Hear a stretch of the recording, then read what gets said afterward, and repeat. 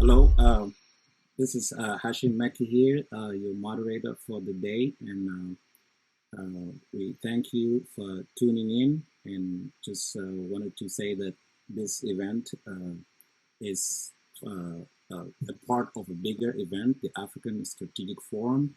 And for the day, we have our event on Angola and Mozambique, and we have two phenomenal guests here who would engage us in very energetic and thoughtful discussions about the status of Angola and Mozambique as they embark on elections coming up in the next few years. So with that, I will introduce my panelists. And first, I'll introduce Ms. Martina Perino, who is Ms. Martina Perino is a specialist program manager at the International Republican Institute based in Washington, D.C., but originally from Mozambique, and also Mr.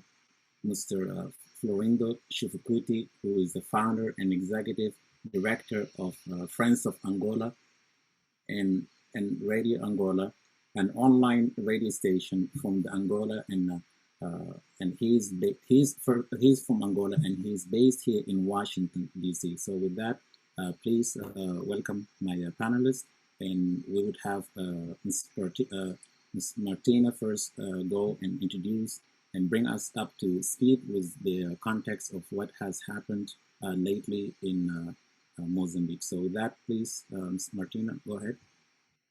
Thank you very much for having me. It's a real pleasure to be here today. And thank you for the Institute of World Politics for hosting this event. I'm going to try and summarize Mozambique for those who do not follow it closely. Maybe I'll do 30, 40 years of history in 2 minutes. So let's see how well I do with that. So in the 1960s, and this also relates to Angola really, in the 1960s, the anti-colonial ideology started spreading around the continent, throughout Africa, and by 1964, Frelimo was formed and initiated a campaign against the Portuguese rule in Mozambique. So Frelimo was a group of men and women who were basically fighting for independence. In 1975, Mozambique became independent, and they formed a government. And by 1977, however, civil war broke out between Frelimo, who had just formed a government, and Renamo, almost a splinter group or a force that really grew in parts of the country, with support also from other countries in the region at the time, South Africa and Zimbabwe, Rhodesia back then. And the civil war lasted a very long time. In 1990, civil war, or at least the conflict, started to decrease, and that's also the end of the Cold War around the world. And by 1990, Mozambique had a new constitution and introduced multi-party democracy. By 1992, there was a peace deal between Renamo and Frelimo. And by 1994, we had our first elections in the country. The hopes were high, spirits were really high for this new system. Turnout was really high, and Mozambique has been going in a similar trajectory for several years with several bumps along the way, and that is not unusual for a country that is post-conflict like Mozambique. Unfortunately, for people that follow Mozambique, probably right now Mozambique is in the news for elements of violent extremism in the north of the country. Cabo Delgado is one of the 10 provinces in Mozambique, and the war has been the conflict has been going on there, or instability has been going on there for 3 years by now, and it has actually escalated recently. So Mozambique is still a multi-party democracy. The last elections were in 2019. The International Republican Institute was in Mozambique during those elections for a period of time with long-term analysts to analyze the situation. So I'm very happy to be in this panel to discuss what has emerged for Mozambique, lessons learned, how it compares to Angola, and how Angola's trajectory can be even smoother. Thank you. Welcome. Mr. Shufukute, why don't you start us off with giving us 3 minutes of bringing us up to speed with Angola and what has been happening there lately? Thank you, Hashem, very much for hosting us into the Institute of World Politics as well. It's my honor to be here. And I think, like Ms. Martina alluded to, there's a lot of similarities between Angola and Mozambique in terms of this colonial struggle and during the independence war. But Angola had close to 500 years of colonization from Portugal, and after became independent in 1975, we embraced communism, just like many states or countries, if you will, in Africa. And so we had a communist regime in Angola from 1975 to 1990s, towards the end of the 1919, right after the collapse of former USSR. We have had our first elections, I believe my memory serves me well, in 1992. That's when we had our first elections. Our constitution, the first constitution in Angola, was also was established right after, I believe, in the same year when Angola became independent in 1975. And it's interesting enough, but within this constitution, they also was established 45 years ago.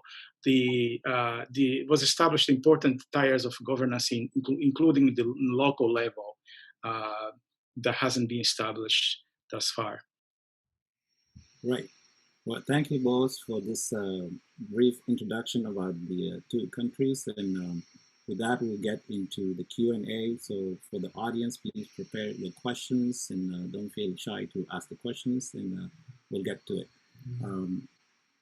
Ms. Martina, I would like to ask you if you can also tell us more in depth about what has been happening in terms of your experience with the national elections, but also with the provincial elections, but also the municipal level. So can you share with us as far as Mozambique is concerned, and of course feel free to talk about Angola too if you find some similarities. So please go ahead. Thank you so much. So as I said before, in 1994, we had our presidential and parliamentary elections. And there was a great turnout. There were obviously flaws in the system and some contested results. However, overall, the process has been continuing regularly every 5 years. And that is good. That is something that the Constitution establishes, and it has been respected over the years. Moreover, there are municipal elections that have been happening since 1998. So they happen like the year before the next national level elections. And those have been happening regularly since 1998. Again, holding elections is very beginning, the very first step. Now, the quality of elections has been problematic over the years. For instance, there've been lots of court cases. There've been Renamo has put forward many cases in the Constitutional Court, and all cases have been more or less rejected or denied. And that has created a system whereby when there is a grievance or an electoral grievance, some stakeholders might feel that there is no recourse or no appropriate recourse that is going to be actually valid and have a real impact, have an important impact in the country. So for instance, one of them, I don't want to get the date wrong, and that's why I'm looking at my sheet. And it says clearly in 2013, there were more municipal level elections. so pretty recently. And while the opposition has been making ground, especially in the municipal level elections, Renamo did not contest those elections. Renamo is the main opposition party in Mozambique, and it did not contest those elections, as it alleged that the system was already so unfair that it was going to be impossible to hold, that it was going to be impossible for those elections to be free and fair. And that is a problem with consensus.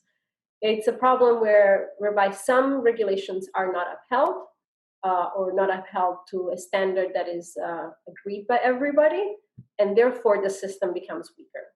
And if I could just tell something to my friends in Angola, would be hold the elections, but hold quality elections as well. It's just as important, because not having one of the main opposition party in Mozambique, it has definitely weakened the results of those elections. I have to say that another opposition party, MDM, founded by a previous Renamo leader, performed really well in those elections. So elections have been, the latest municipal elections were in 2018, where the opposition gained significant ground in many areas of the country. Frelimo has historically been very strong in the southern part of Mozambique and a few provinces in the north, including Cabo Delgado, the one I mentioned earlier, in terms of violence and extremism. The opposition parties tend to do pretty well in the center part of Mozambique. And that has been consistent throughout the years, throughout the electoral cycles, actually. Now, in the last elections that happened in September 2019, last national level elections, for the first time, Mozambique voted for president, as usual, the National Assembly or the parliament, as usual, and then it voted for the first time at the provincial level. So provincial level governors were elected, not directly, but yes, the system allowed for that. That has been really one of those sticking points in Mozambique between parties, with Renamo always wanting for more decentralization and power sharing, and that has always been one of those points of discussions between the two parties, and eventually the legislation was changed in August 2019 to allow for these provincial level elections. That was seen as a very positive change, and following that, the elections happened in October. However, Frelimo still won every single governor level position, and there's been a lot of discussion on the validity of some of those results, given the fact that they're typically not that prominent in certain provinces. It also has to be said that a lot of observers, the European Union and local level observers, have identified also big weaknesses in terms of the voter register and who was allowed to vote really in the elections. So that can definitely be improved in Mozambique. So what that teaches the Angolan friends is that the elections need to be organized in a manner that there's checks and balances throughout the process. It's not just the election day, but it's the voter register moment. It's how candidates are being put forward, how observers are being allowed to observe, whether it's the political party agents or civil society observers, how are they allowed to engage in the system? So having those kind of checks and balances throughout the system would then have stronger elections later on. Perfect. Can you also elaborate on the voter registration more, so that we know you mentioned that there's sticking point, particularly between the two opposition, the two parties that are opposing each other. So can you elaborate more on the sticking points as far as decentralization has really been the sticking point. The point being, if there is more if power is decentralized to greater level, different political parties would then would manage or govern in specific provinces. Now, the problem with that has been that it has not been achieved technically, as Frelimo has maintained all positions of governor Previously, the governors were appointed by the president, and the president has always been a Frelimo member, and therefore they've always been appointed by Frelimo. And the idea of this, the concept of this decentralization legislation that was adopted by the parliament was to share power. In practice, it has not happened, and then it brings to question, how come did that not really happen? Another problem with or discussion that is actually happening currently in Mozambique, to a certain extent, is new positions that have been created through this legislation. Previously, the governor was appointed by the president, I said. Currently, the governor is an elected official. However, the president now has the power to appoint a secretary of state for each province.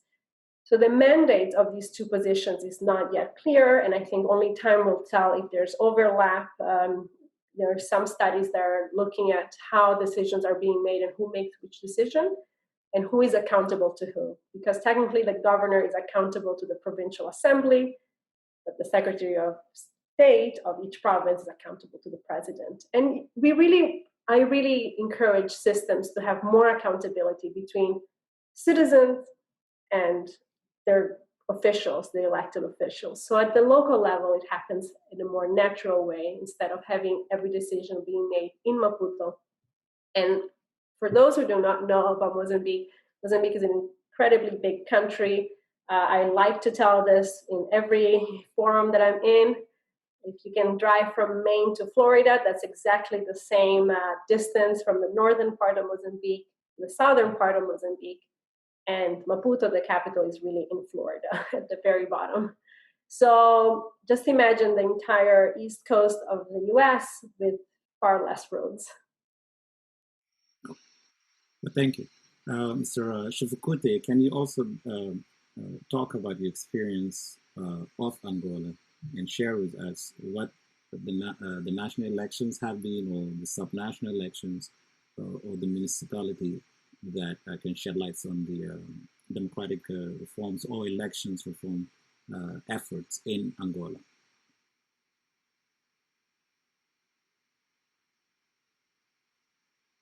You can hear me? I think you're on mute. Sorry. Okay. Well, thank you. Yes, I heard your question, and I think it's important also, before I can answer your question, take a step back for a second and mention where my colleague Martina just reminded me to probably would be useful to share, in particular for those in Washington, D.C. who really don't follow Angola every single day. Secretary Pompeo was in Angola not too long ago, and really because Angola is one of the strategic partners, U.S. strategic partners, in addition to South Africa and Nigeria. So was there, and Mr. Pompeo met with President Lourenço, I believe, and other Angola officials. And Angola has, a long history of trying to improve its relation with its neighbor, and right after the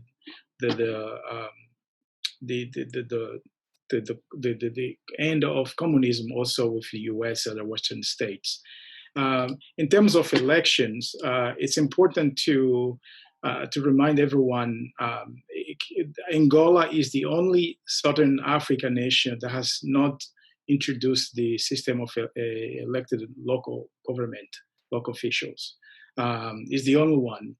And that makes Angola probably one of the most centralized government throughout the continent. And later on, I will dive into details so you understand what I'm referring to.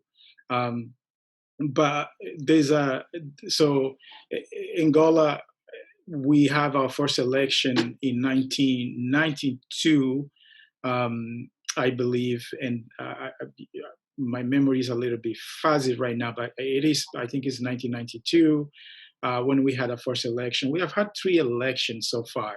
And So the history of Angola, the elections are not very good, to say the least, because there were always allegations of fraud, and including the last one in 2017, which has raised a lot of concerns, and we have to make sure we don't keep making the same mistake. But let's look into the local election, for instance. That Angola was never able to implement since in 45 years. In contrast to Mozambique, that they do have a legal framework, but they also have implemented not just a national but local election as well. So we have had some experience on national level, although, as I alluded to, it's not raised a lot of concerns of fair and free elections. But the local election never happened in Angola, and there were a lot of empty promises made by Angola government officials, in particular the folks from the ruling party, the People's Movement for the Liberation of Angola, also known as MPLA. The most recent one was in 2018, when President Lourenço recommended the local election would be held into 2020, which didn't happen, and the government has claimed that the fact it didn't happen because of COVID-19. So they blames this on the COVID-19 health crisis for the lack of implementation. But if we look back into the history, Angola history, you will see that there's a number of promises made by MPLA that wasn't starting in 2008, was when the Minister of Territory and Administration stated that the government election would be held in 2011 after the constitutional change in 2010. So that didn't happen. In 2011, the same ministry also said that local elections would be held in 2014 for general elections, right? Following the general election in 2012. That didn't happen as well. And then in 2016, the deputy president, Manuel Mr. Vicente, he said also that the local elections would possibly take place in 2021. 2 years later, of course, João Lourenço promised that would be in 2020. So there's this long promise of local elections in Angola that never happened. And of course, I mean, so it leaves a lot of questions. Why it's not the Angolan government, in particular the ruling party, MPLA, to hold elections? And there's a lot of speculations, and one of them is that there's a deliberate intent to delay those elections, because if once those elections happen, for the first time in Angola history, you may have a shift of power on local level. In other words, because the local elections will be in other words, people electing for the local official on the local level, and they will have also a financial independency. So that may shift the political power within Angola. But for you to understand why it's no, I don't want to say complicated, but why the government is, including President Lourenço, who promised not too long ago, continuously trying to delay the local elections. You really have to understand how the government works in Angola. So Angola has a full level of government: the national, provincial, municipal, and district. Comuna, we call Comuna the district. Sorry, do they have term limits in Angola? Well, so the term limits is only for, as of now, is only for the national election, for the presidency.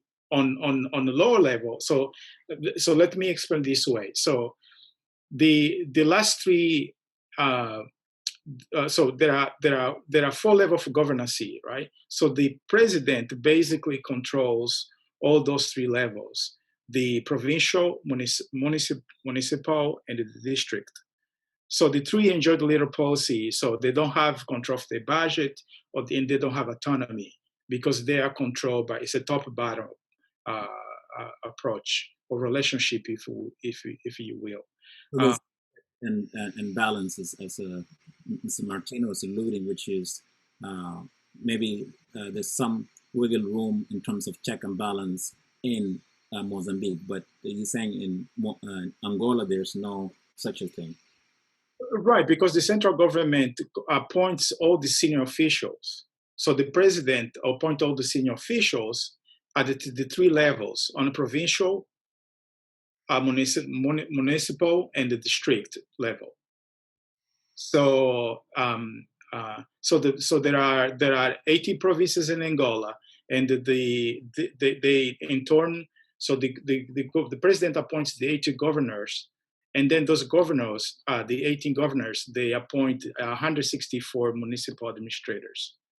Those municipal administrators, they appoint 475 administrators at the district level. So there's no there's no relationship between people and those government officials, because they are being appointed. They being appointed by the president and the subnational and the governors and so on and so forth. So they are completely remote from the people. They're out of touch because they don't have to be elected by the people. Now the local election would change this equation. Would be people on local level electing the local officials. But as of now, that's not the case.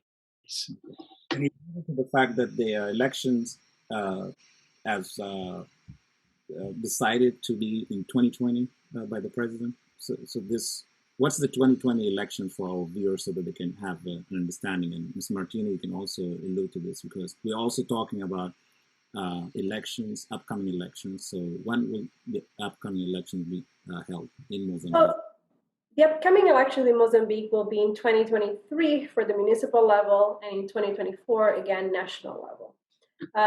New opportunities are coming to Mozambique because the decentralization legislation has also now allowed for 2024, people will directly vote at the district level. So Mozambique is divided in the same exact levels that Florindo has mentioned: president, national assembly, district, municipal, provincial, right? And it's interesting because before you were mentioning term limits. And this is something that Mozambique is really proud of, and it should, and that every elected president in Mozambique has abided by the term limits, about their term, with their term limits. So every president has served 2 mandates, and this is really good, as it's part of our constitution, and we are abiding to, and Mozambique is abiding with its own rule of law in this instance, which is a great example that could be followed and should be followed also in Angola. Angola has not had exactly the same fortune as President dos Santos was in power until very recently, for a very long period of time. Okay. So and now this President Lorenzo presents a new opportunity to kind of reboot this Angolan democracy and hold these municipal elections as in Angola as promised. Well, it's not going to happen in 2020, as we are now in September, and in Angola it will be very difficult to run these elections in the rainy season. But there's also many other challenges that are preventing the local elections to really be held. And COVID, yes, it's one of them. COVID is providing, it's really a challenge for all elections around the world, not just in Angola. So yes, COVID has been a challenge. At the same time, I could still argue that there are other steps that Angola still needs to take to make sure that the 2021 local elections, I want to be positive, are of quality and have some consensus and have legislation to back that up as well. Perfect.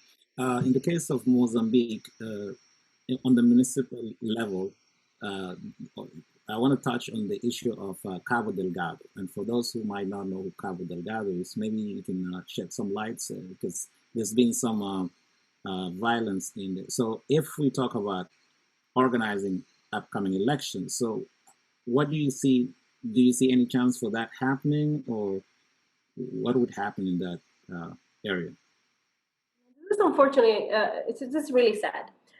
So for the people that are not following Cabo Delgado, I wouldn't be too surprised. But in 2010, Mozambique, or along the shore of Mozambique and Cabo Delgado, a big, substantial natural gas deposit was discovered. Natural gas brings a lot of money. Recently, I think a $14 billion debt investment package has been approved for some foreign companies. So Mozambique is an important strategic energy partner for the U.S. So Cabo Delgado is seeing a lot of changes since 2010. There's also mining of important gems, most notably rubies, for those who are into gems.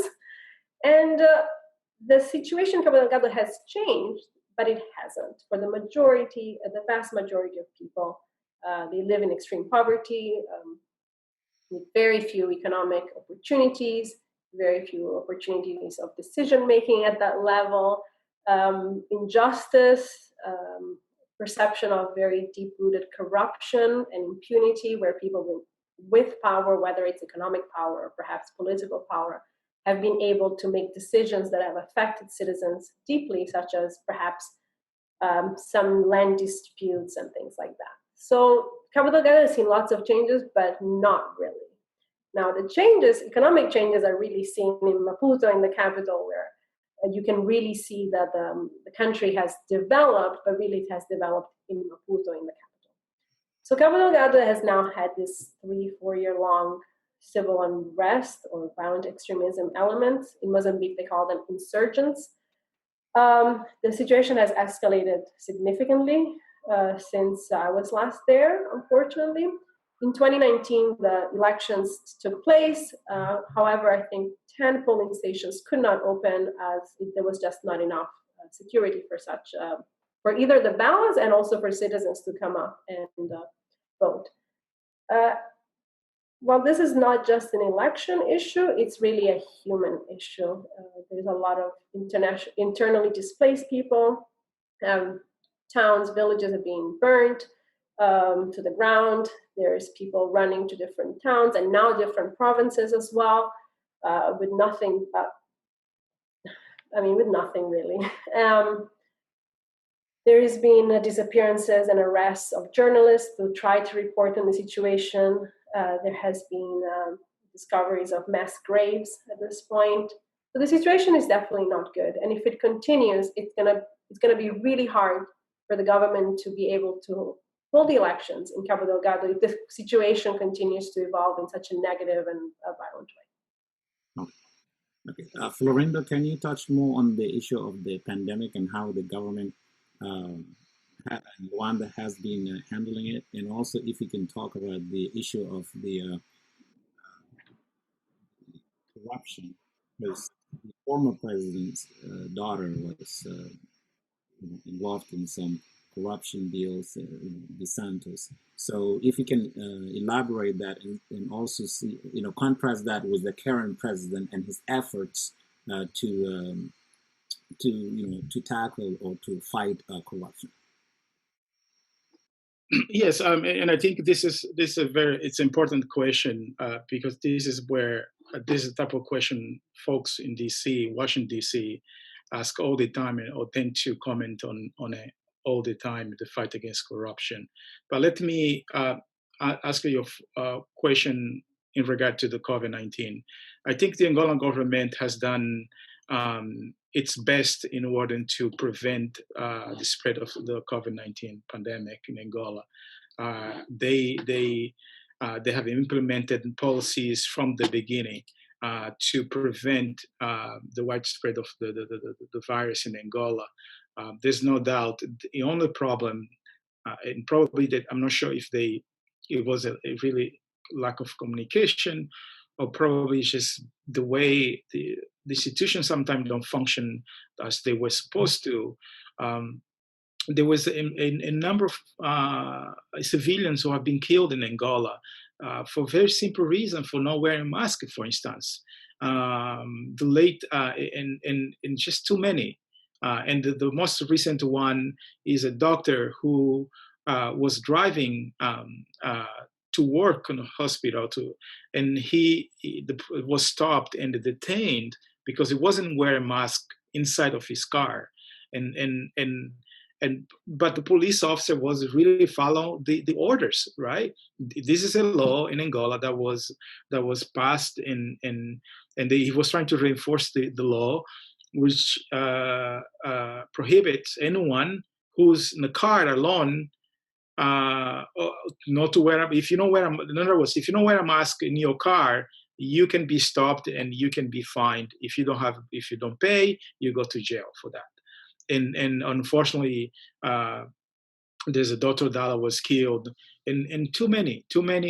And I wish the President Lorenzo would come out and speak in regard to this issue, the killing of civilians because of lack of mask, or attempt the police force trying to reinforce the laws that were enacted by his government.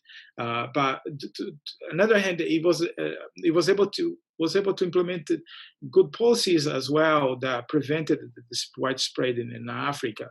Our neighbors in South Africa, they definitely have far more cases in comparison with Angola and Namibia, and I hope stays that way, or even the lower. The one life is too many for us to lose, regardless of where they are. Now, in regard to corruption, it's quite an interesting case. So, on one hand, President João Lourenço have made promise to fight against corruption. Now, it's important to be fair and to say President dos Santos have made the same promise several times, and we know what was the outcome, right? So, as he was making this promise, he was also sacking the country. So I will say I will wait to see what he has accomplished so far, President Lourenço, in the fight against corruption. And corruption is important to talk about because it can lead us to fair and peaceful elections as well. Because it's through corruption where organizations who got paid under the table or through very obscure means, like the company in Spain that was providing the election material, who has been serious allegation, including Friends of Angola. We have issued letters for the Spain government to investigate it.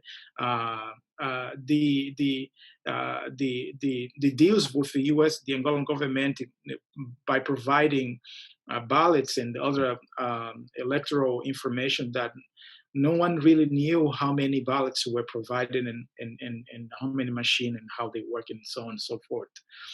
But there are certain things that President Lourenço has been implemented in terms of corruption. For instance, he gave a time frame for everyone who's willing to return the money that's been stolen and from Angola, to return the money, and they would have some sort of amnesty, right, forgiveness, if you will.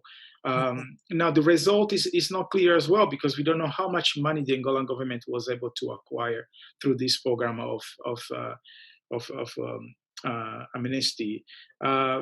There's also allegations that President Lourenço is going after dos Santos and his family, in particular his family, to be more specific, Isabel, and leaving even people who also were part of the robbery. It's a robbery. They sacked the country billions of dollars.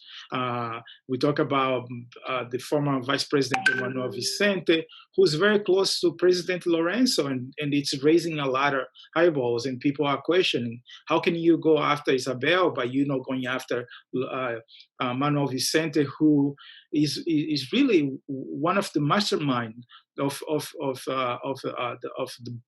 the corruption in Angola, including General Kupelipa and General. I don't recall his name right now, but so there's a number of generals who they are well known within Angolan society and outside, that they haven't been held accountable, and that's the issue. That's why people are questioning. But he managed to go after Isabel dos Santos. He managed to go after certain individuals, and we have seen the results. And I guess the only issue we are questioning right now is the lack of transparency within this fight against corruption, as well as the persecution of the individuals who also were part of the Angola intercircle, who still today no one knows whether they're going to ever be held accountable. So the question here for both of you is, does the legislature play the oversight role in Angola or Mozambique? Because it seems like these are issues that the legislature, the parliament, maybe have a role to hold the executive branch accountable. I'm going to take that first, but I still want to answer something about corruption in Angola. It's too much of an issue for me to be quiet. Listen, corruption cannot be eliminated by one person, no matter who the person is. Corruption in many countries is endemic, and it's in many areas of the country. Areas that one person cannot have eyes everywhere, obviously. It takes time. It cannot be one day you have corruption, and one day you're a country without corruption-free. So that doesn't also happen. I have to highlight the great work of journalists in Angola, and with support of the international community or international journalists, in uncovering some of these stories and allegations against the dos Santos family. Things that have been discussed even in Angola before, but then really compiled and brought together. And those were the Luanda leaks, which Florinda and I talked about even in the previous panel. Well, I listened to Florinda talk about that. And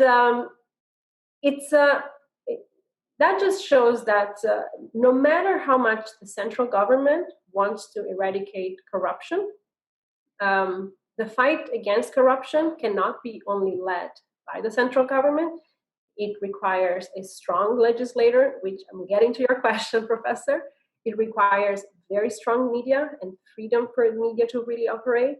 It requires very strong civil society for oversight.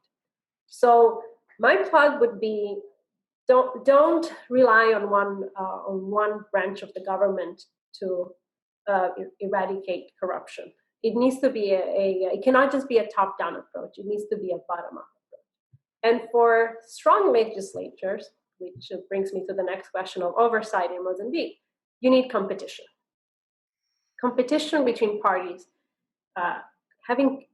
is really important, because if the two parties are really competitive and close to each other, close together in terms of numbers, it makes the other, whoever is in power, go faster, go better, right? It's a race to maintain power. It's a very healthy race to maintain power when you perform well.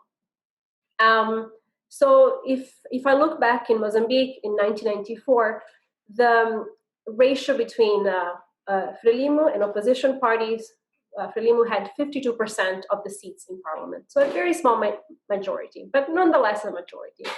What that meant is that there was discussion between the two parties. What that meant was that they needed to really dialogue. It wasn't Frelimo controls at all. And when you have strong parties, you have a strong parliament, then you can have oversight.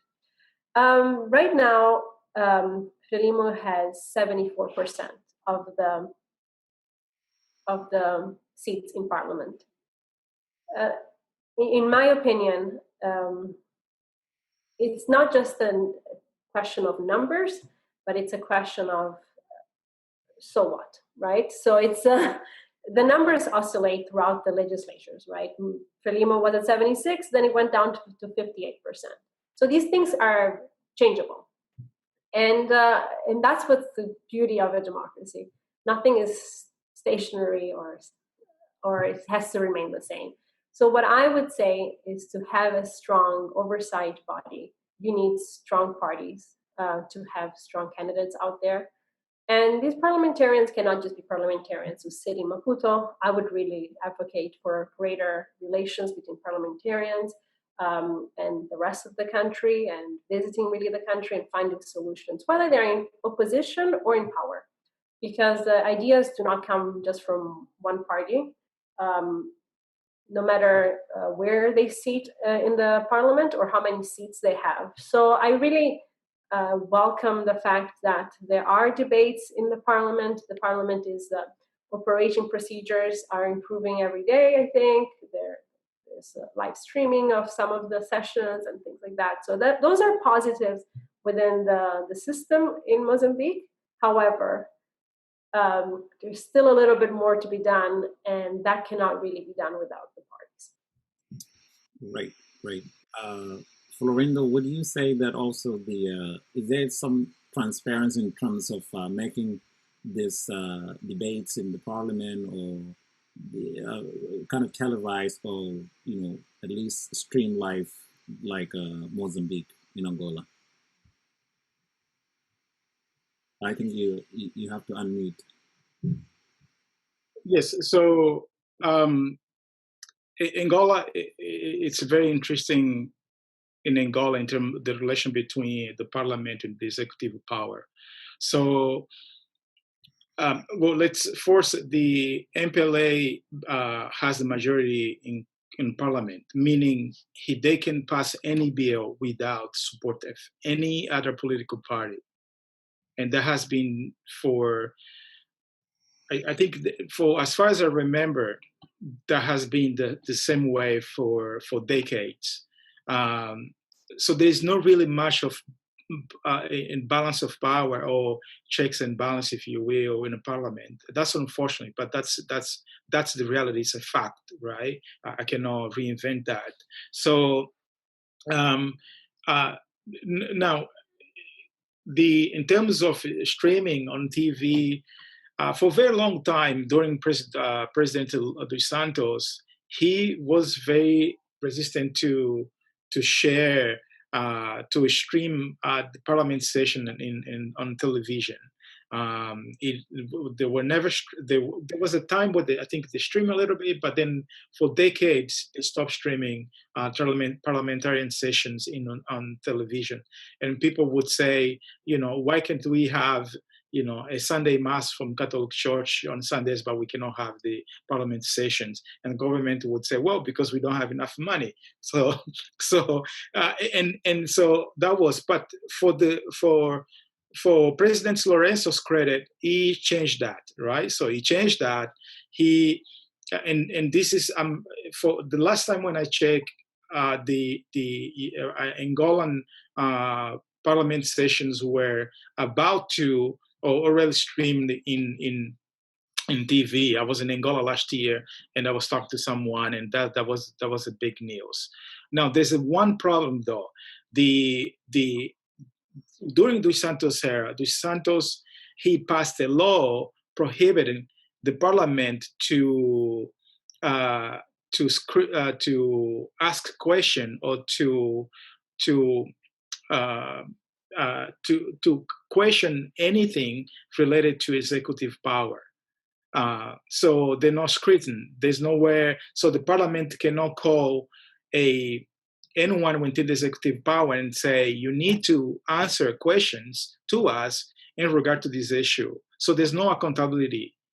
And oversight body. I'm sorry?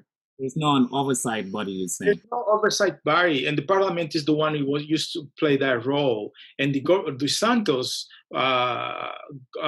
took that power from the parliament, and the parliament basically is useless, right? It cannot ask questions, cannot hold the government accountable. Now, President Lourenço, we were hoping he could change that, but he didn't. Until today, and until today, we are waiting, we are hoping that President Lourenço good sense will prevail, and it will definitely. And I'm not saying that he ever promised. Lawrence never promised. President Lawrence never promised that would reverse this law. But because of promises he has made in regard to holding democratic values and fight against corruption in Angola, so we hoped that he would reverse that law, so the parliament could be once again invested with the power to oversight to question the executive power whenever needed. As of now, unfortunately, no one can ask questions to executive power, and it feels like it's almost like a one-man rule. This brings me to my next question, which is what's the role of the civil society or the other opposition party? I know in both countries, Ms. Martini was saying that they need to be a counter opposition party, that they could hold the two opposing parties accountable, so that they could at least have a share of the seats in the parliament. So in the case of Luanda and Angola, what do you see that if this is the picture you have for depicted, so what is the hope? Is the civil society pushing back, or if there's any other political parties that could at least hold him accountable some way, so that he could fulfill the promises that he promised the nation in Angola? And the same, of course, with you, Ms. Martina. So why don't you start first, Ms. Martina, in Mozambique? Right. I think I missed part of the question. I had some technical difficulties. Oh. Perhaps, William, you can go first, and I can see what you're answering. Yeah, I meant what's the role of the civil society in both countries and political parties in terms of holding the executive branch accountable, so that in the case of Angola, President João Lourenço promised all these reforms, but based on what we've heard from Mr. Shivukute, he hasn't fulfilled those promises. Now, the same question we ask you, Ms. Martina. What did President Felipe promise or non-promise, or are you satisfied with the status quo? So I'm going to make an important plug for the role that civil society in Mozambique, has played. It's been their role has been growing throughout the years. They manage important projects in different sectors. They provide really a lot of support. But here I would like to talk about the democracy and governance civil societies that are always struggling with funds, and they're uncovering corruption, and they're really putting themselves out there. Their work is extremely important in providing some checks and balances in Mozambique. So throughout the electoral process, for instance, Mozambican civil societies always provide a certain level of voter education and civic education, which I think is very important. And also they are important election monitors, and have always been in Mozambique election monitors during election day. Now in 2019, just before the elections, an important civil society activist was murdered outside of Maputo as he was just finishing one of his trainings. He got into his car, and then he was murdered. The people that shot him were caught as they had a car accident, as they were escaping, and they turned out to be members of the police force. Now there's been a trial, and they have been held accountable. What this shows is that civil society in Mozambique performs an incredible role. Some of them face intimidation, and some people have now paid with their life. And this creates a system where people are a little bit scared to speak out. Intimidation, whether it's happening to me, I know that or not, or it's happening to somebody else, or which organization is being threatened, or something like that. They know that the ultimate price that is feasible now is death. So that has created, especially after the the elections, there was a bit more apprehension. But I have to say that people are very courageous. The people that love democracy they never give up, I think. So I am very proud of the role that civil society has played over the years in Mozambique. And that is also thanks to the support of the international community that has really supported civil society in Mozambique for a long time. Now, going to parties, there's a lot that they can do to hold the executive accountable. So Florinda was mentioning how political parties in Angola, the opposition, has a hard time holding the government accountable, the executive accountable, I should say. What I saw in 2019 was during the State of the Nation speech that the president gives yearly in Parliament, the opposition party had a little scoring system for some of the statements that President Lourenço made, and I think he referred to some roads that were not, he referred to some roads and said, okay, this road has been completed, and they lifted their yellow card, meaning not quite there. Some statements were maybe deemed as incorrect, so there was a red card going up. I thought it was a very visual way of making people understand, the population at large understand that maybe some promises have not really been kept. And that provided a contrast live, really, for people to watch. And I thought it was very an ingenious and smart way of sending a message. Perhaps that's something that even in other countries can do.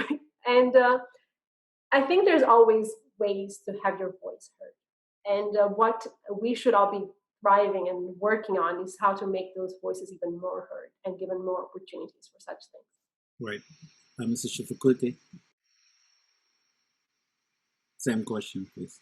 Yes. So the civic society in Angola, based on my previous experience and by talking to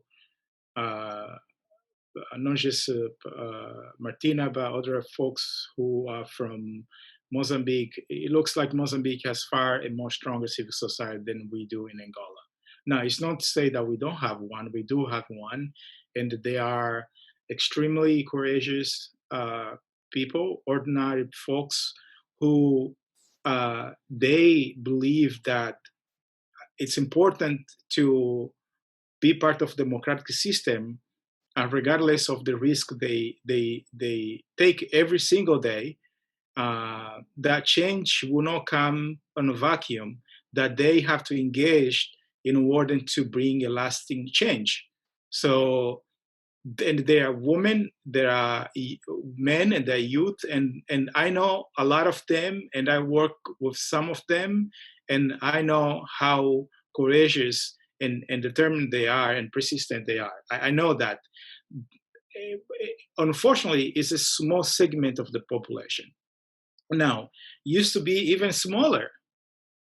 It's actually growing right now, and there's not a lot of resources for civic society organizations, individuals in Angola. There's almost none. The government, I think by law, they were supposed to finance or provide some sort of funds for local NGOs, for the formal ones, but I think they have been reversed. I'm not quite sure.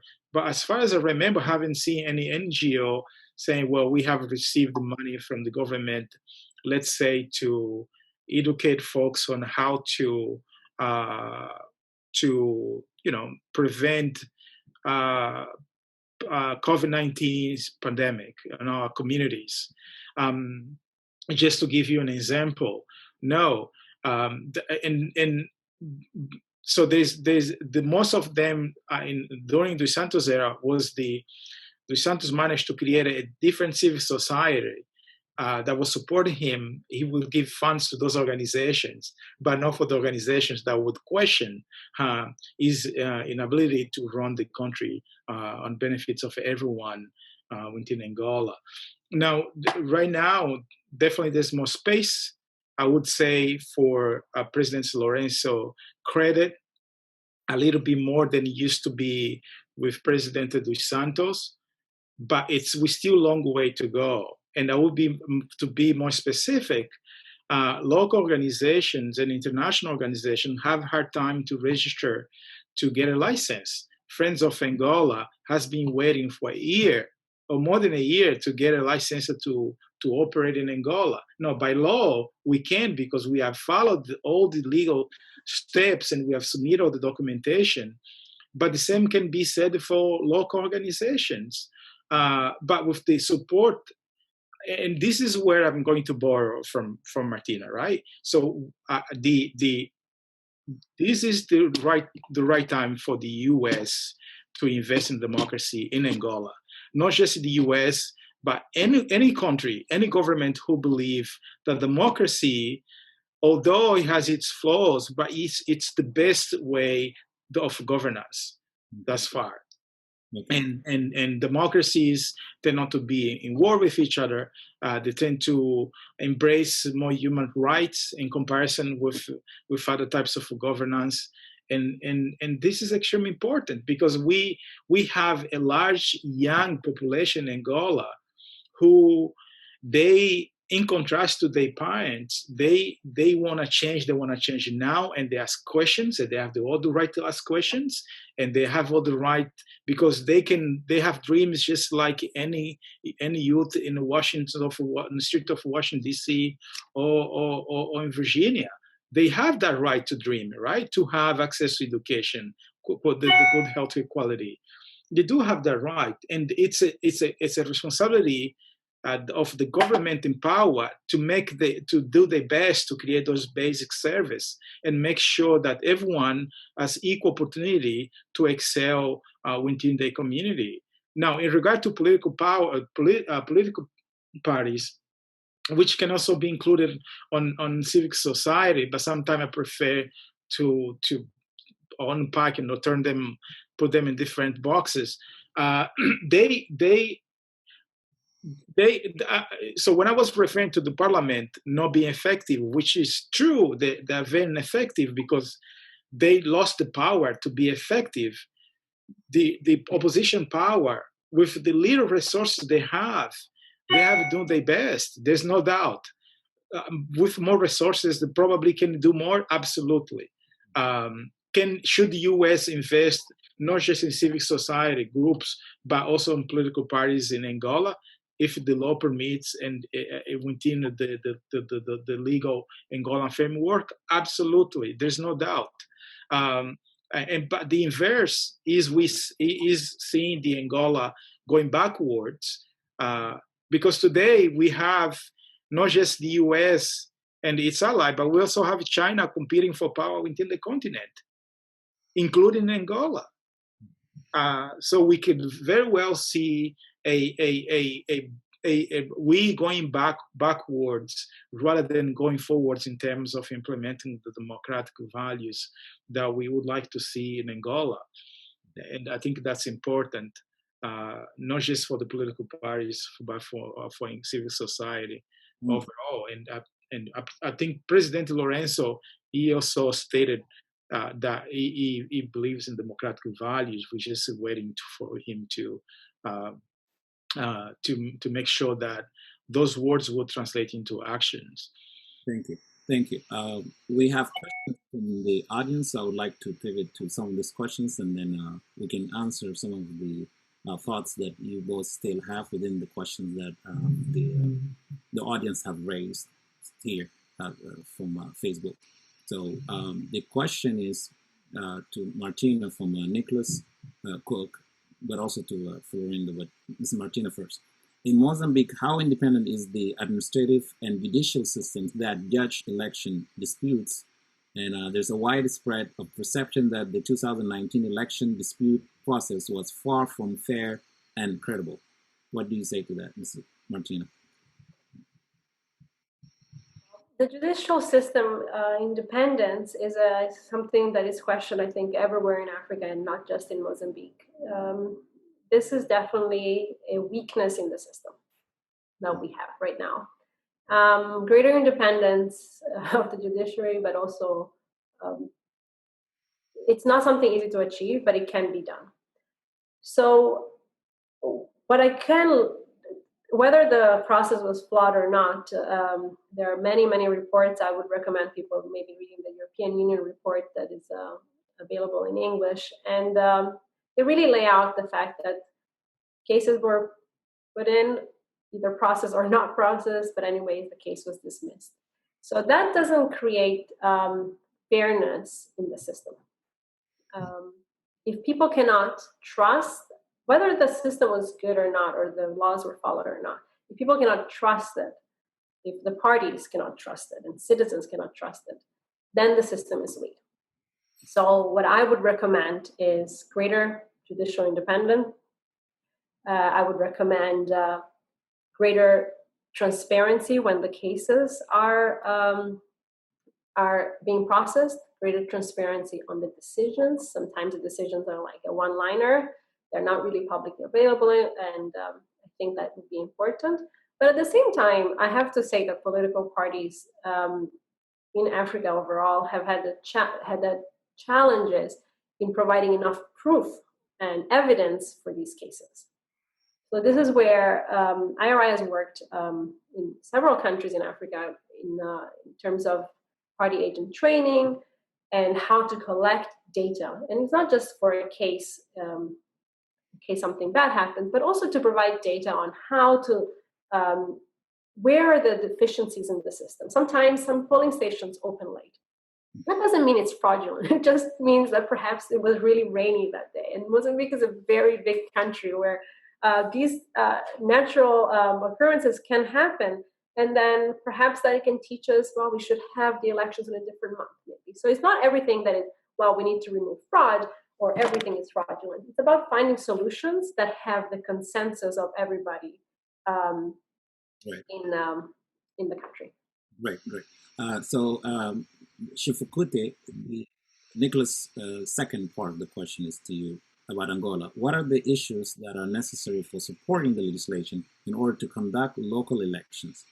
Similar need was cited in some past elections and led to years-long election delays and was seen by critics as an excuse by the government not to hold the election that it might not win. Right, and I'm assuming he's referring to the local elections that has been delayed. So in regard to the first part of the question, which is the support of how can you support the parliament election, you know, I think institutions like RRI, NDI, and Friends of Angola, and so many other institutions within the U.S. Even the U.S. government, I think they should work with the members of parliament, regardless of which political party they belong to empower them. When I say empower, I'm really referring to just adding into more tools into their toolboxes that can allow them to play their role, which is watchdog, right? Which is making sure they are translate the policies they are creating. It translates into people's wish, right? They're not creating laws that are completely out of touch with people. They are ruling, and also work with the President Lorenzo. And I hope President Lorenzo understands that on the long run, he too has to gain if he embraces those democratic values. Because the absence of that is a real chaos. And we have seen that throughout history. And we want to make sure once President Lorenzo leaves the power, the transition will be peaceful and he can go ahead and enjoy the rest of his life without worrying, be persecuted as President dos Santos right now for the crimes he's committed, enormous crime against humanity, the killing of innocent people.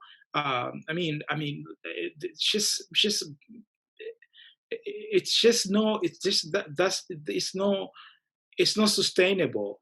To the second part of the question, in regard to the elections, well, I mean, the delay of local elections, you really have to look into what there's this long journey, including the constitution in Angola. So the constitutional is very clear, including the one we have right now. I think it was enacted in 2010, which reaffirms the commitment to the basic principles, which is the creating a local government, right, on the local elections. But of course, I mean, since 1975, we had a number of issues in Angola, which is fair to mention that they also delayed the implementation of a lot of policies, including probably elections. We had the civil war that lasted almost 3 decades. Of course, I mean, we also have to make a transition for a single party system to a multi-party system. But the reality is that we had enough chances to implement those elections, the local elections, and they never happened. And that's how this is leaving a lot of questions open whether President Lorenzo, he has indeed committed to democratic values, including creating the legal framework, which is basically what's missing, the legal framework to implement the local policies. And the legal framework can only happen only if the MPLA, which the party that has the majority in parliament, decides to pass this bill that was supposed to pass in August of this year, in order for us to have local elections for the first time in our history, since we became independent in 1975. Okay, so this is a good segue into... Could I just jump in here? Because while the question was on the legislation needs, I think that what I've noticed in Mozambique is that the decentralized election law was passed really quickly, implemented, and then people were like, what are these Secretary of State positions that were created? Who created them? Why was there no debate on this law? Because our parliament requires by law debate and time between different readings of the law, which was kind of rushed because people really, the government really wanted to sign a peace deal with Renamo, as Renamo was engaged in conflict in the center of Mozambique. So I understand the urgency of creating laws and passing laws quickly because you want peace in your country. So at the same time, I would urge the Angolan friends that laws are very easy to draft. Consensus around the laws is very important and sometimes requires more time. Making sure that it's the right law, that it's not a law that is copy-paste from somewhere else. Now, while laws might be simple, consensus maybe could be simple, there are many issues in Angola that are still being debated. Is it going to be gradual? Is it going to be done in a gradual manner? Is it going to be done in a few provinces and then in others? This is still being debated by parties. And sometimes it's good to have a mediator, whether it's a civil society, a local partner, or an international partner that can mediate these discussions to try and get to some consensus. Because it's very easy sometimes to, this is my position, this is my position, and then consensus can be hard. Another thing is that I've noticed around the continent, actually beyond, is that parties are just not really that used to running at a local level. So because power has always been centralized in the capital, political parties tend to discuss national level issues, while when they're running at the local level, they should be discussing also local level issues. How they select the people that run in those local levels is just as important. So internal party democracy, to have a meaningful local level elections, the political parties need to start putting in place systems internally to start selecting their candidates in a fair manner, to start discussing how to communicate at the local level, and to then compete in those places. Because sometimes, well, what happens is, well, I ran on this, maybe my position is, well, I'm just running for the environment, it doesn't resonate. I do not win. I've just created my own party, and then I say, well, the elections were rigged. Well, maybe I also didn't run the perfect campaign for the local level. So I think supporting the political parties on shifting to a local level system as well is going to be very important. Very good. So Woody Masamba asks, has Angola or Mozambique ever held a peace and reconciliation process? This practice has proven to be effective in terms of fostering power sharing in some countries. And the question, I believe, is addressed to books. So who want to go first? Florindo, why don't you go first? Oh, unless you want to go first.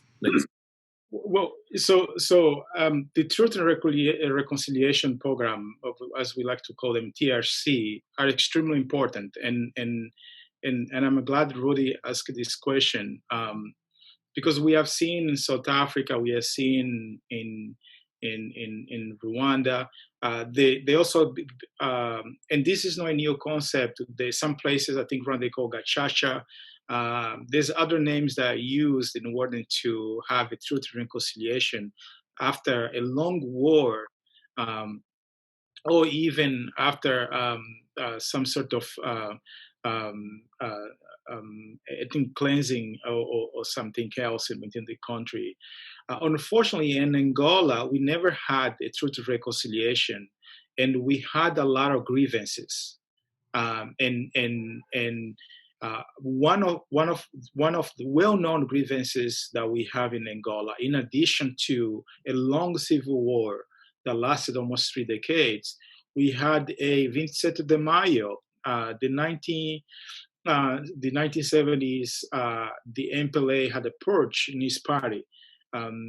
Hundreds, literally hundreds of people, were killed.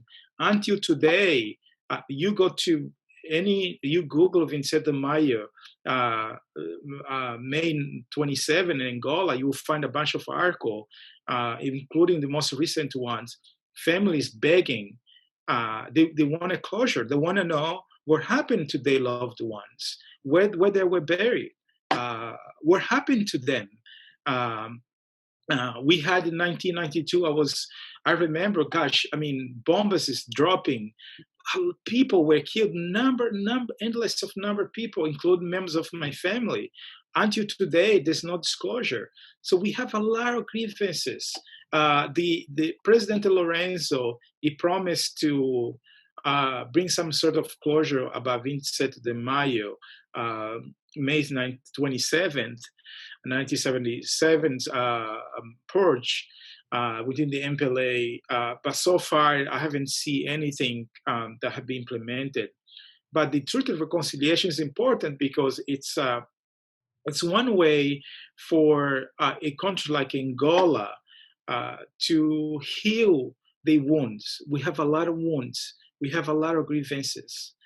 And I think it would really not just bring certain closure for those who have lost their families, and until today they don't know where they are, and also really to understand the new generation where we come from, and make sure we don't repeat the same mistakes that we have made in the past.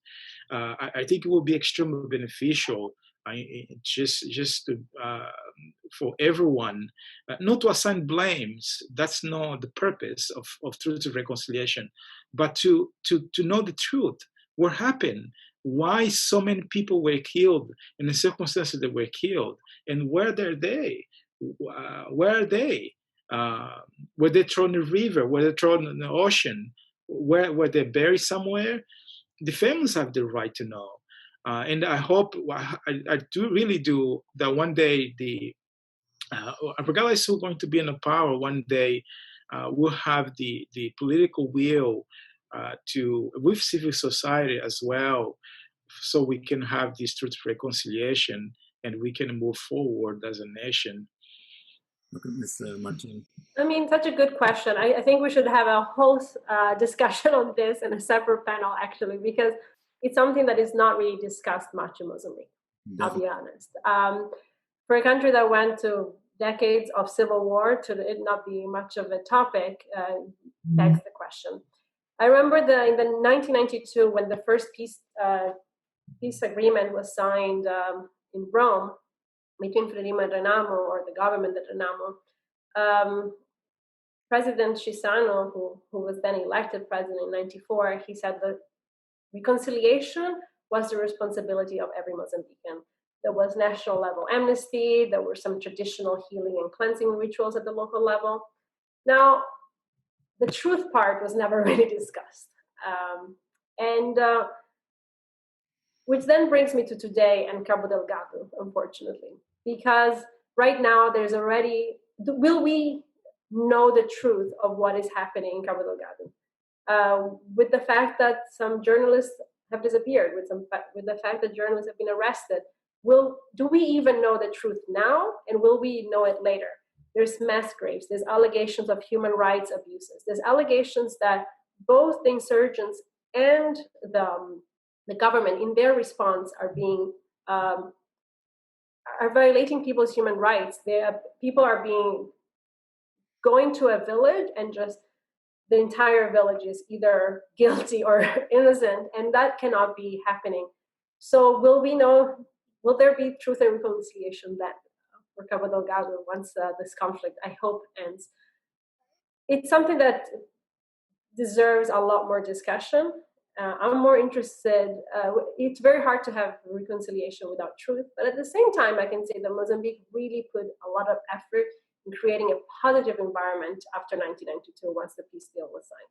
And that is demonstrated by the fact that even with the conflict between Frelimo and Renamo that has been occurring over the years now,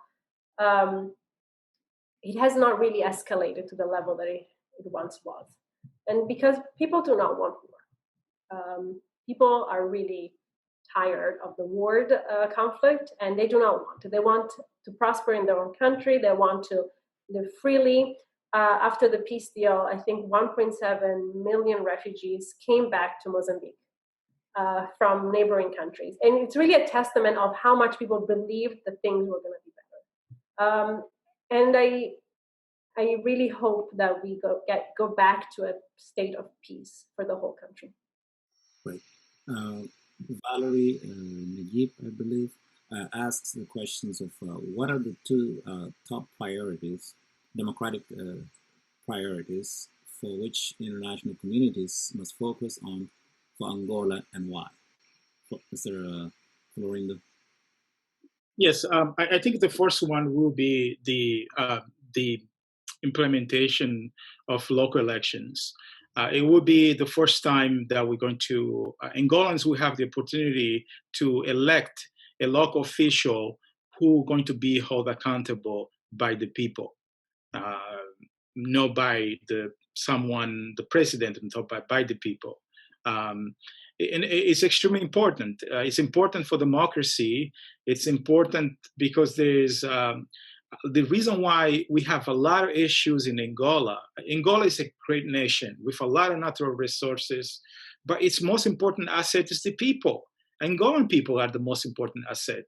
But then we need to invest in the people, and we need to make sure we get the basic needs. And some of those needs are not met because those folks, they don't feel that they have to explain or be held accountable by anyone because they have to respond to someone on the top, not to the people who were they supposed to work for. Now, the second one, I would say a constitutional reform. We need a constitution in Angola that it's better than we have right now. The first constitution we had after the collapse, after the Marxist-Leninist regime, or after the 1990 or 1992, if my memory serves me well, it probably was one of the best constitutions we ever had. And then President Luis Santos decided to change his constitution because he wanted to stay longer in the power, as he changed the constitution that was 2010. It's just awful. It's just not a really good constitution. It doesn't really reflect the consensus of all segments or most of segments of Angolan population. So we need to change that. That's the second thing I think we should change in Angola, and will be good not just for Angolans but also for the democratic process as well. The other question is, I think I'm going to agree with Florindo for the most part, especially with priority number one, the local elections, the legislation, having consensus, having accreditation for political parties that seem to, there's some challenges there right now, having registration for civil society and their role during the electoral process, and also the media. And then I would put the second priority actually as investing in media and civil society. Mozambique has gotten some results. I have to say that the US government in the last 5 years has invested, I think, at least $11 million in this sector, and zero in Angola. And I'm gonna say that I think it would be money well spent right now in Angola. It's really worth it. The President Lorenzo is trying to implement some reforms. So I think he cannot do them by himself. I couldn't agree more, Martina. I think you're right. You're absolutely right. It's important to invest in the media, in particular right now that we the only TV station that supposedly was private, the government took over as well, some other few radio station, and today more than before, the freedom of press in Angola is extremely limited, and I think it's important to invest on it. I agree.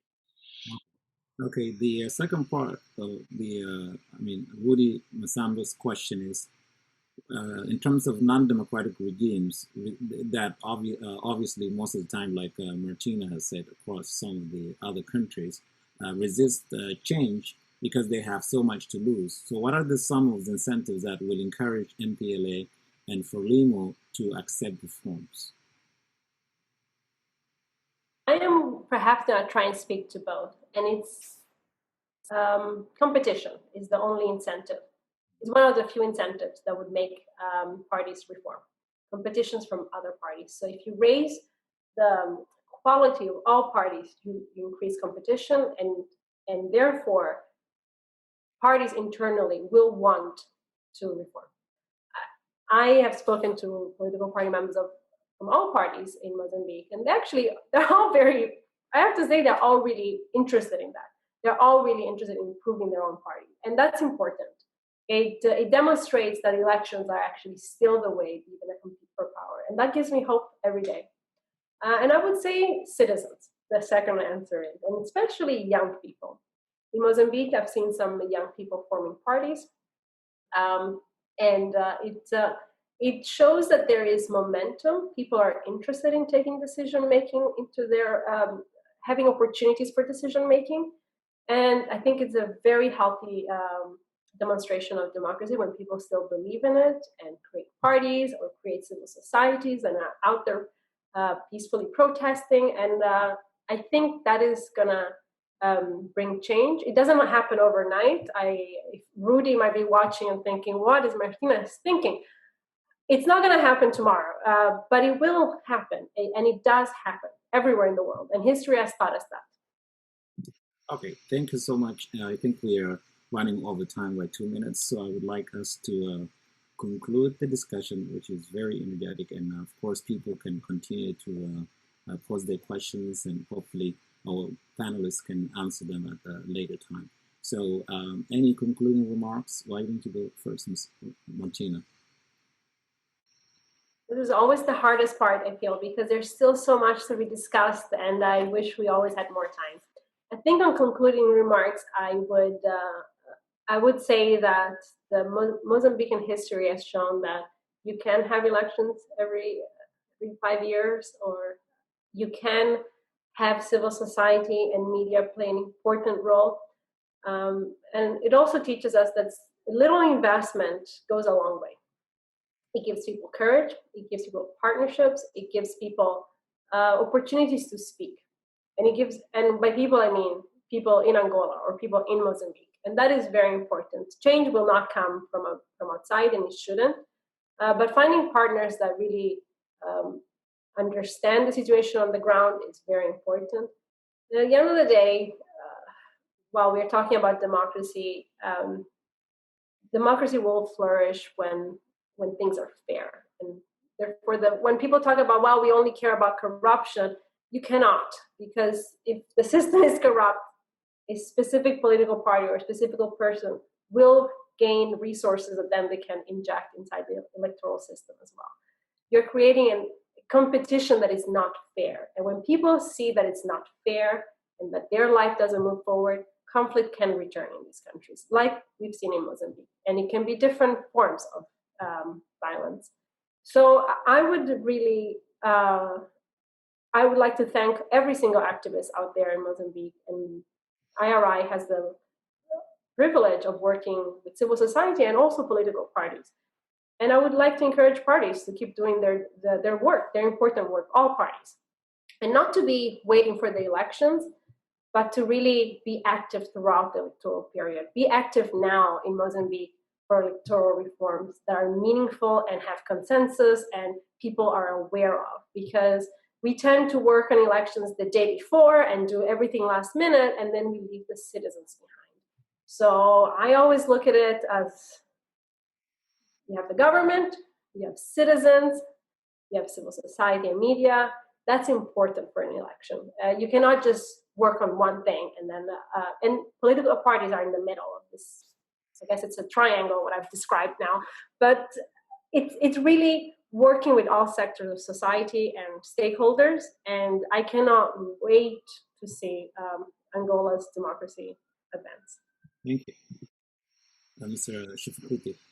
Yes, well, I just would like to say to everyone who's watching this webinar to please do your homework before you speak about anything in regard to Angola. In particular, if you are speaking on behalf of the U.S. government, I think it's important for us to check the facts, not just to read the headlines, but really check with people on the ground. By doing that, I think we can help the local folks, Angola democracy flourish. I think democracy in Angola, it's on life support, but I think it's going to flourish. It's going to flourish, and I think if everyone who either for whatever reason is engaged in Angola issues, let's please be honest. Let's have an honest dialogue, regardless of philosophical differences. But make sure that what we're doing, it's not just for advanced individuals' interests, but the Angolan people as well. There are people who I know, whether it's in Washington, D.C. or elsewhere, who are working every single day to empower civic society. And institutions like the Institute of World Politics providing platform, the National Endowment for Democracy provide grants for small grants, but extremely important for local organizations to implement their projects in Angola. The Angolan civic society is flourish in comparison with, they say, 20 years ago. And what I would ask the Angolan government and President Lorenzo, I mean, please, let's do your best, and we'll help you. If your goal is to implement democracy, providing jobs, to improve people's lives, transparency, good governance, we'll help you. This is what we want. We want to make sure Angolans are benefiting for its local resources. They are flourishing, and no one has to fear for their lives if they have to speak. Just if you have to have a different opinion in regard to a Angolan official.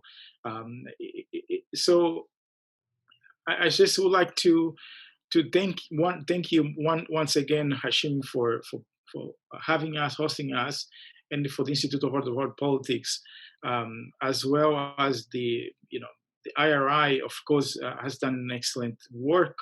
For as far as I remember, NDI and the National Endowment for Democracy, and some other agencies in the US that I just for lack of time I cannot mention, but let's continue doing the good work. I really hope and I believe that we can make democracy strong in Angola, and we can mitigate corruption. So one day we can have a different outcome. Thank you. Well, thank you so much, Mr. Shifukuti, with this hopeful message and call to action. And thank you also, Mr. Martina Carino, for this hopeful message and all the insights in this. I've personally enjoyed this lively discussion, and I wish we had more time to get deeper and deeper into Mozambican politics and the prospect of reforms there, but also in Angola. But the message is received, and I also would like to thank the audience for being very patient and bringing your very enriching questions that helped us, get more and more out of this discussion. And I also would like to echo what Shifukuti has said in terms of thanking our sponsor and host, the Institute of World Politics, and also thank you, Ms.